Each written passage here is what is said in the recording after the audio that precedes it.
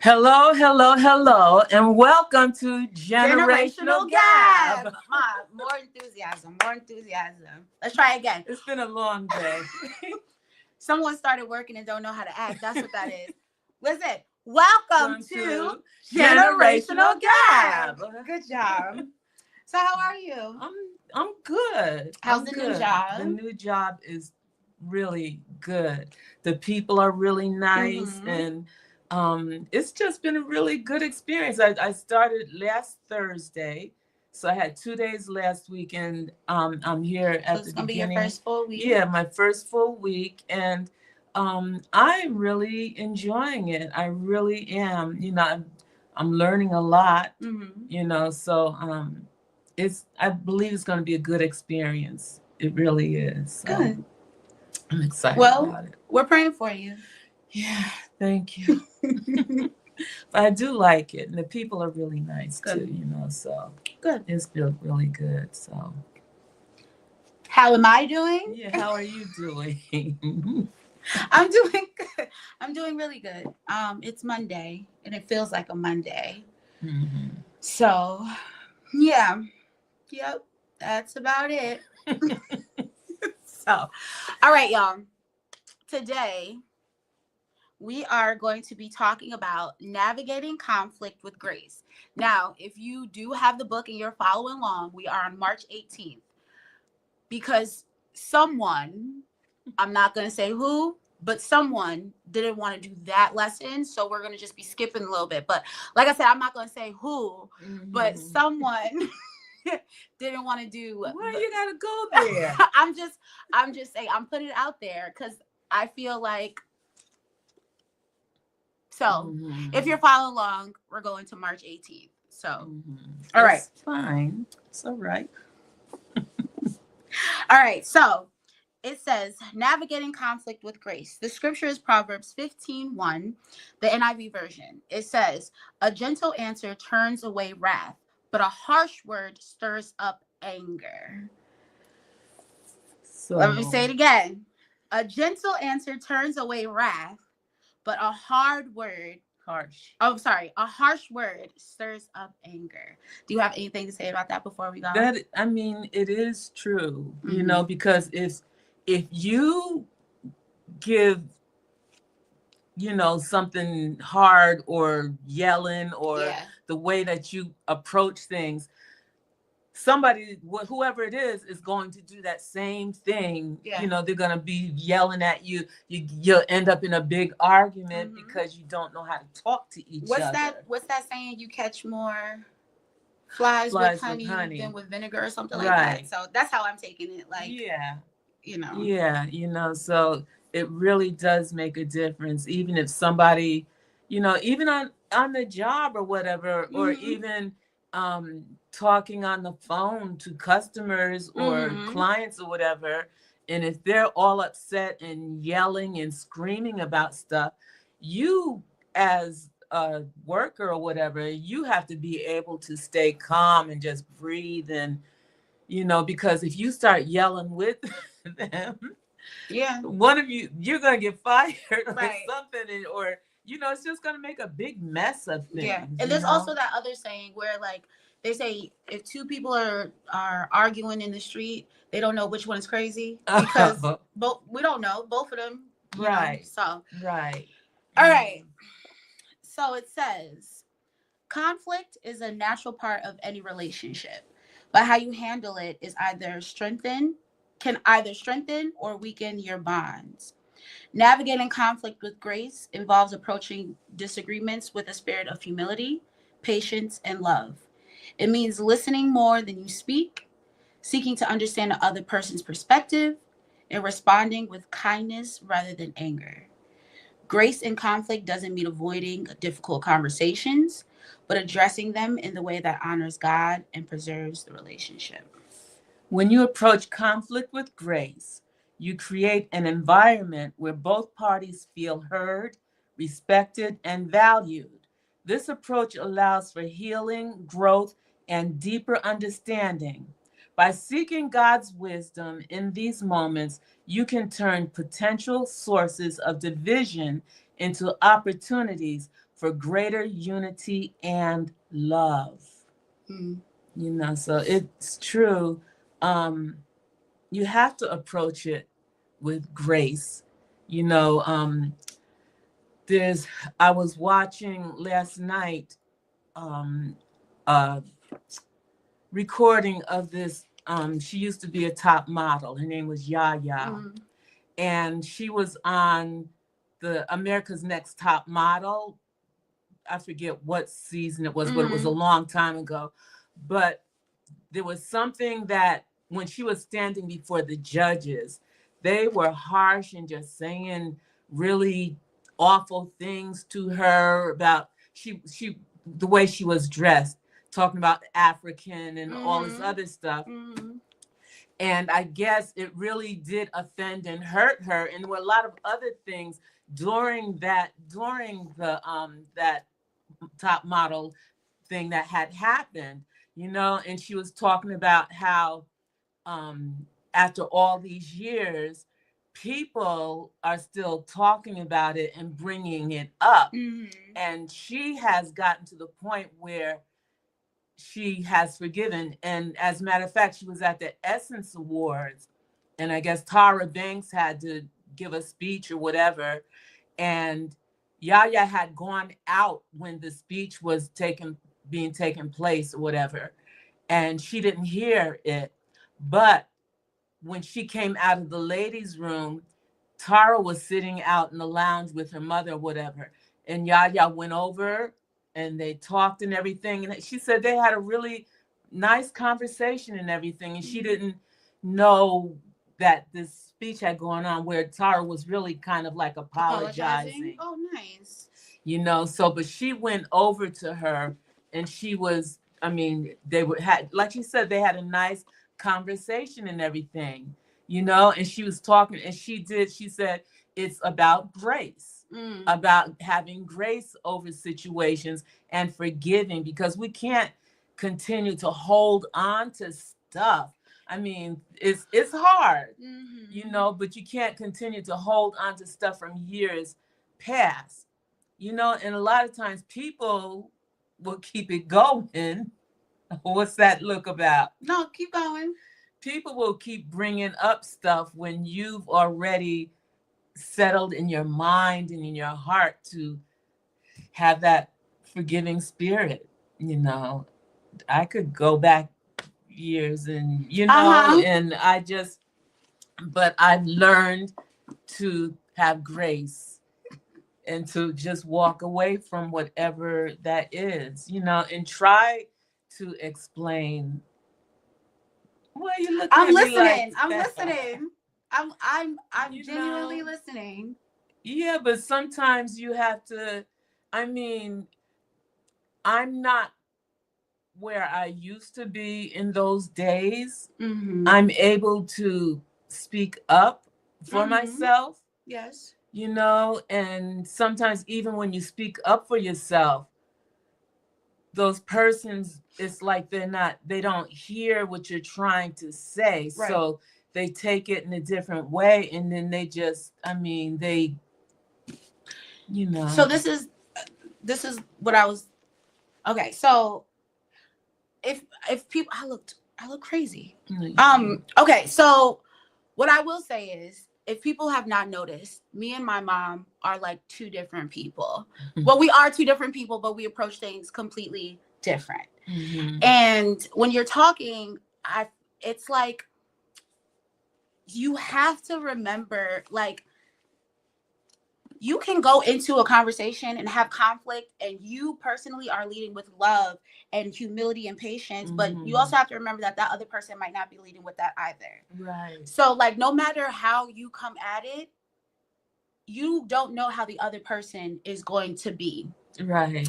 And when it comes to like giving grace in conflict, I also feel like you also have to hold people accountable. And, you know, speaking up for yourself and stuff like that is might not necessarily be holding someone accountable. It might just be stating your piece. You know what I'm saying? And that's why I was giving you that look, like, yeah, you're standing up for yourself now, but are you holding people accountable? You know what I'm saying? And I just feel like it's a thing where for me, I feel like when I'm in conflict, the thing that I have to remember, even though like there's a difference between intent and your impact. And so my intent might be that like I'm not trying to be like, I'm trying to lead with love. But I know that sometimes because the other person might not see it that way, or I might not say it the right way, the impact of the conversation or the conflict onto the other person could be completely different and be blown up into something that was not even supposed to be that. Right. That's true. So yeah. And it's just like, I don't know. Like it says grace involves approaching disagreements with a spirit of humility, patience, and love. It means listening more than you speak and seeking to understand other person's perspectives. And I think that's the hardest part. Right. Because like when we get into situations, it's always like, well, I feel. And you never, sometimes you just don't know how the other person, like I said, the intent versus the impact. Their intent might not have been, you might have really hurt my feelings, but because I love you, I'm going to give you a little grace to explain yourself.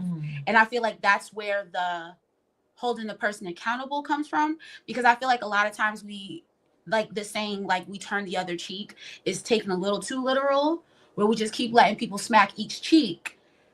But when are you going to be like, listen, that slap hurts. Yeah. And you need to stop. Right. And that, I mean, I have done that. I'm not saying like you personally. Yeah. But I'm just saying like in general, as a general person of like who you are, I feel like you are very, like, I'm going to just give the person grace. Maybe they had a bad day, when I'm like, no, you hurt my feelings. Now say sorry, you know? Yeah. But a lot of times I think it's because a person really doesn't feel like they've done anything wrong. Yeah. So they're not going to, it's like they don't hear what you're trying to say, because they don't feel like they've hurt or offended you or whatever. So they're just going to, Yeah. I feel like I try to, in any type of relationship, or even like whoever I'm talking to, and even if it's not a relationship, right? Just just meeting people for the first time, I want to put out there that like I want to treat you like I would want to be treated. Right. You know what I'm saying? Like if I'm a stranger and I'm kind to you, I expect you to be kind back. In my relationships, as far as like romantic, platonic, family, work, I want to be treated the way that I'm treating you. So if I'm giving you good energy, all I expect is good energy back. Right. You know what I'm saying? And then if that energy is not reciprocated, that's not a me problem.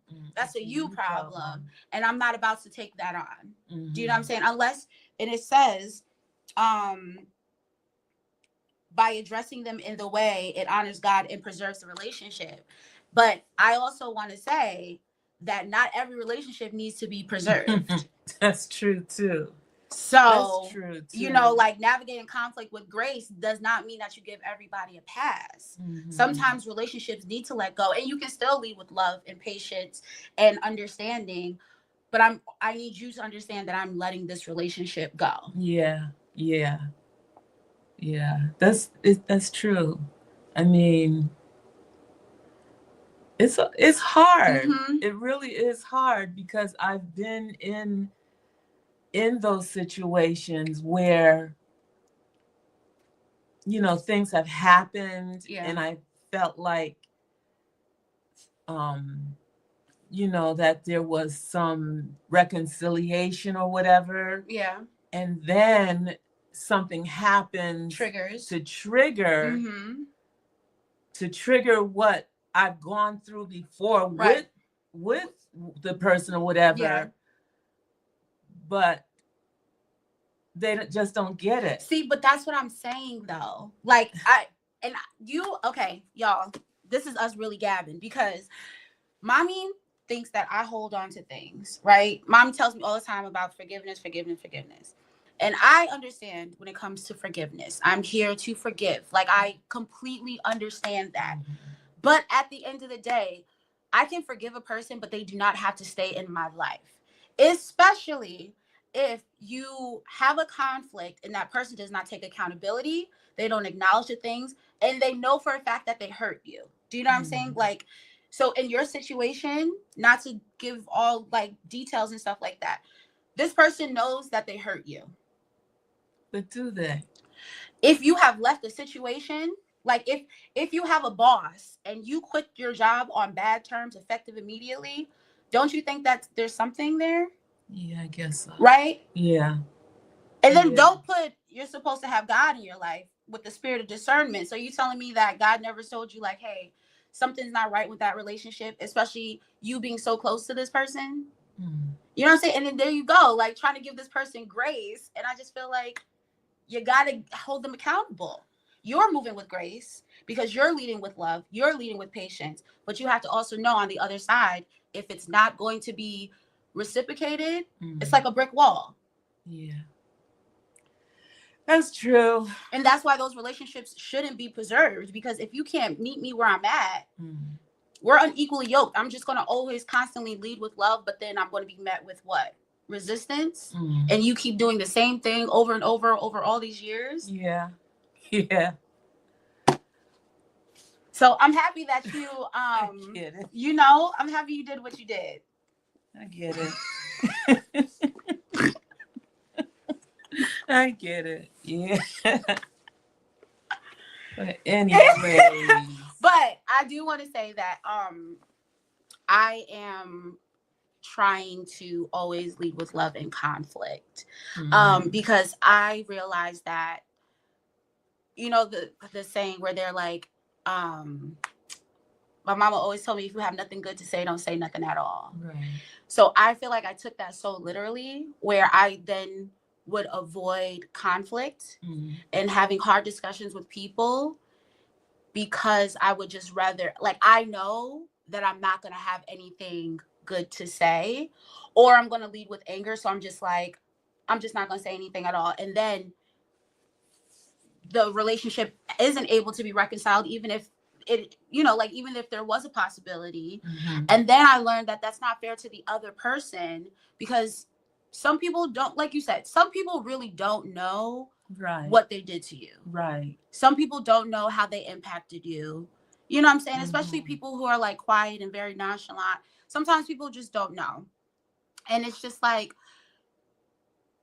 I feel like you have, like, it's not leading with love and it's not leading with patience when the drop of a hat, you're just like, you know what, forget it.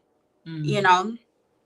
So that's one thing that I'm trying to do, like, where we talked about this last time, where it's just like my default is to avoid, but that's not leading with love and patience. Right. Because it's not fair to the other person. So, yeah. This is good.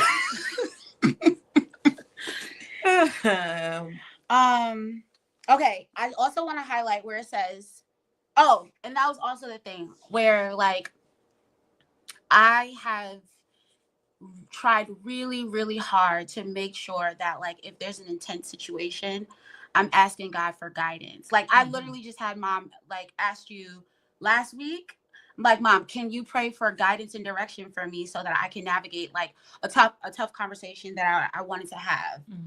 And I think that's the best way to handle certain things, because not even certain things, I feel like all things, asking God for guidance and direction to, like, guide my tongue, guide my emotions, set the atmosphere of, like, where, you know what I'm saying, make a peaceful playing field so that we all know, like, hey, we're all trying to preserve something.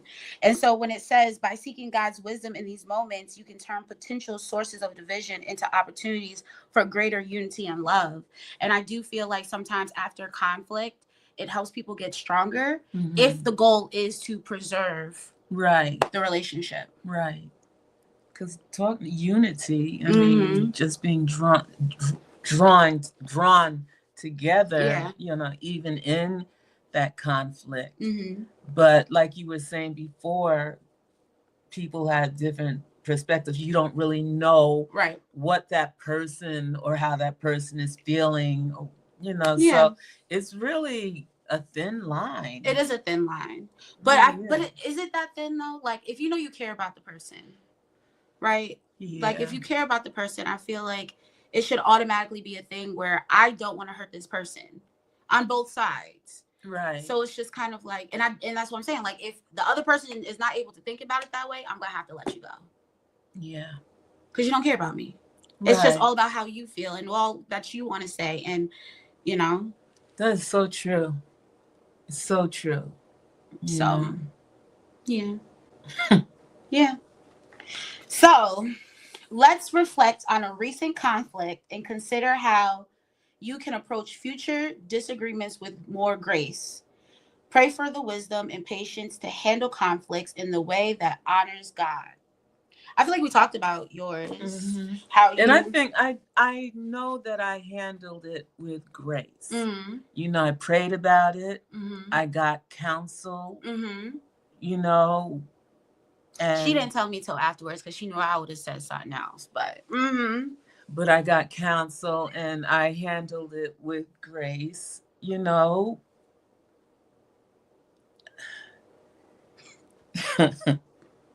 There's nothing else I can say about it. You know. Do you feel that there was something else? Like, do you feel after your conflict, do you feel like there's something else that you want to say, or do you feel at peace? I feel at peace. I felt at peace from the beginning. You know, I was hurt at first. Yeah. You know, but then I felt at peace when I addressed it. Mm-hmm. You know, I felt at peace with it, and I wasn't really expecting the answer that I got. Okay. You know, but in a disappointing way, or in a like, oh, that's not as bad as I thought it would be? I kind of disappointing because I was trying to hold on. Gotcha. To the relationship. Yeah. Because I really do love the person. Yeah. You know, so I'm trying to hold on to the relationship and, you know, not let. I felt like if I stopped doing or the work part of it, and just hold on to the friendship, right? Yeah, that's what I really wanted to do, right? You know, so that there wouldn't be anything gray. Yeah. You know, but it didn't work out like that. So. And good riddance. Stop it, Kristen. I don't care. But that was not right. That's not grace. I feel like that's grace. No, it's not. That's grace with a little spice. No. I'm sorry, Mom. I'm sorry that you went through that, though. And I'm really proud of you for speaking up for yourself. And I see you working really hard on really taking control of your relationships. Yeah. She mad at me. Anyways, no. Look, Pastor Constance clapping because you did it right. Because you did it right. All right. So, how can navigating conflict with grace lead to stronger, healthier relationships? You go first. Okay.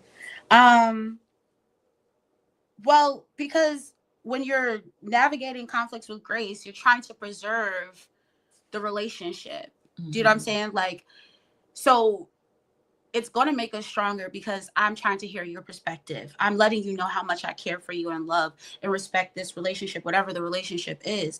So how could it not be stronger and healthier? Because it's leading to healthier communication than if we're just fighting and bickering all the time. That's not a good relationship. Right. So, yeah. So it would make it healthier, even if you had to let go. Right. So either both of you would be healthier, or you would. And that's right. And also it's a thing where even if you let go of relationships, it still can be healthy, right? Sometimes not everybody's meant to be in each other's lives. Right. And I saw somebody put like loving someone from a distance, and that's absolutely correct. You know, like just because I love you doesn't mean I need you near me.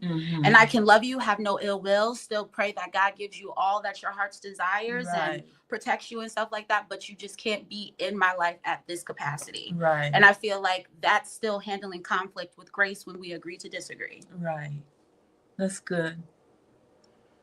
You still mad at me? Is this a conflict? I'm not mad at you. Are we having conflict in real time? I am not mad at you. Okay. I'm not mad at you. But I am not. There's no but. Okay. I love you. Aww.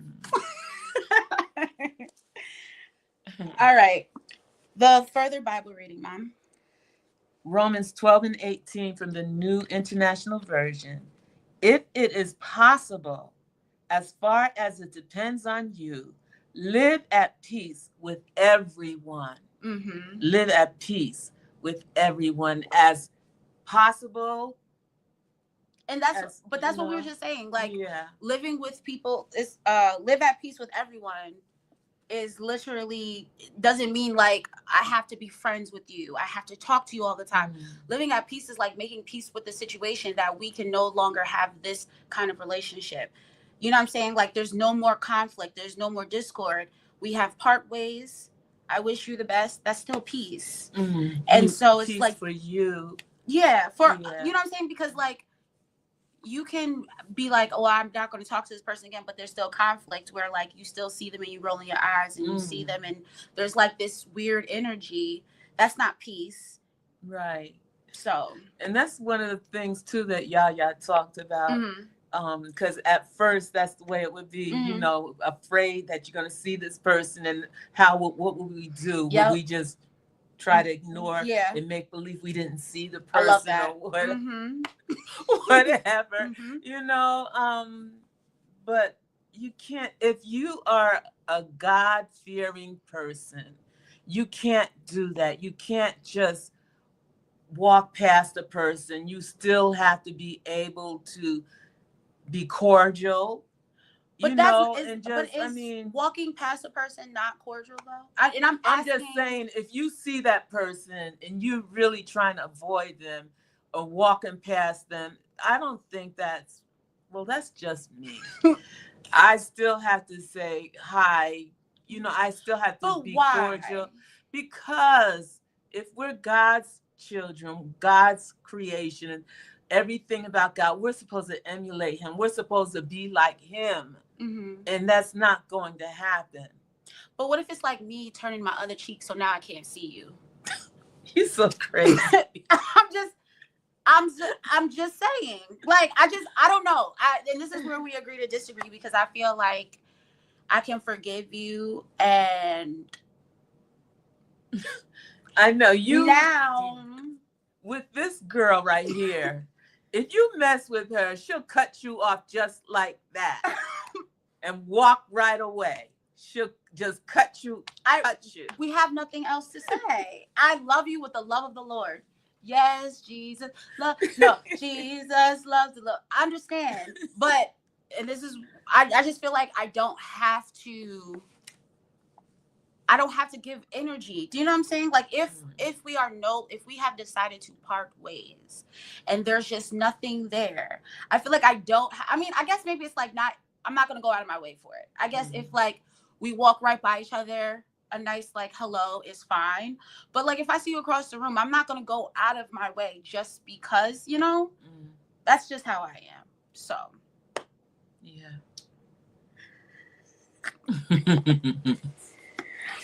Well, this was a good conversation. Yeah. It really was. I mean, it really was.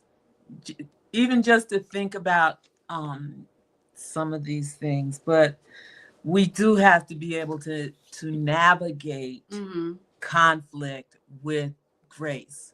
We can't be holding on to a lot of stuff. You know, sometimes people hold on to things for years and years.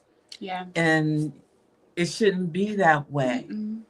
You know, so it's something to pray about, you know, and ask God to just help to lift. Yeah. Because it can be burdensome, especially if you're continually thinking about how that person may have hurt you or whatever. Yeah. So it can be a burden on your life, and that's gonna, make things hard for you. Do you feel that like if you don't move with grace for your conflicts, do you feel like that can hinder you from progressing in, I think it can. like, in life and in God's will? I think it can, because if you're holding on to that, whatever it is, it can, that can do, go fall into other areas of your life. Yeah. And it can hold you back from where you're supposed to be. And it can hinder God's blessings, yeah. In your life. You're holding yourself back from receiving everything that God has for you to do and to be in your life, because you're holding on to issues. Yeah. Yeah. So anyways, this was a really good topic, because so many people in the world are holding on to stuff. Yeah. Holding on to we conflict. can't let negativity navigate our lives. Right. That's a good thing. That's Yeah. a good one. Yeah. We really can't, and so many people are there's families. People in families. I can't even imagine not talking to my sisters or my brothers or my mother or whoever. But there's so many people in life that are holding on to conflict, and they just cannot let it go. I just can't imagine that at all. But it's happening. It happens, so just have to pray and ask God to help you to release it, to let it go. Or I feel like pray and ask God to show you direction on what to do. Because I feel like sometimes it's hard to just let things go, because sometimes things have to be acknowledged. And, sometimes you have to ask God to touch the other person. Will touch you first. Well, yes, touch me first. But I feel like Lord knows to touch me already, because I'm already praying to him about it. I'm already taking it to him. So I feel like the next prayer should be to touch the other person, to let them have the ears to hear and the open heart in order to fix that. You know what I'm saying? And to bring unity about reconciliation. Right. So, if it's supposed to be. Right. If it's supposed to be. So. Yeah. Yeah. So, are you guys ready for the prayer? All right. So, like I said, make sure you guys are saying it so loud that we hear you all the way on the other side of Facebook, Instagram, LinkedIn, YouTube. I want to hear it. I want my ears to ring. All right. So let's say this out loud, y'all. Father, help me to navigate conflict with grace and patience. Teach me to respond with love, to seek understanding, and to approach disagreements in a way that honors you. Amen. We want to do everything to honor God and who he's created us to be. We need to honor our Father in the lives that we live, so yeah. Just take time. If you came on late, take time and go back, because this is going to be up on Facebook. And Facebook has some new thing where they'll only keep stuff up for 30 days. But what I'm doing is going into YouTube and sharing it back onto the page. But take time to go back and listen to this conversation and look at where you stand. Ask yourself, where do I stand in this? Is there some conflict in my life that I need to be able to navigate with grace? Or it could also be a thing where you just take these as tools for the next time that there's conflict, because there's always going to be conflict. There's always going to be conflict. So now we can just take this and we know how to navigate it and prepare ourselves for the next time. Yeah. So we thank you for watching. We thank you for being with us. We thank you for the comments. And we'll be back in 2 weeks. In 2 weeks. So may the blessings of the good Lord be richly upon each one of you. And we will see you the next time. Have a good evening. Good night, y'all.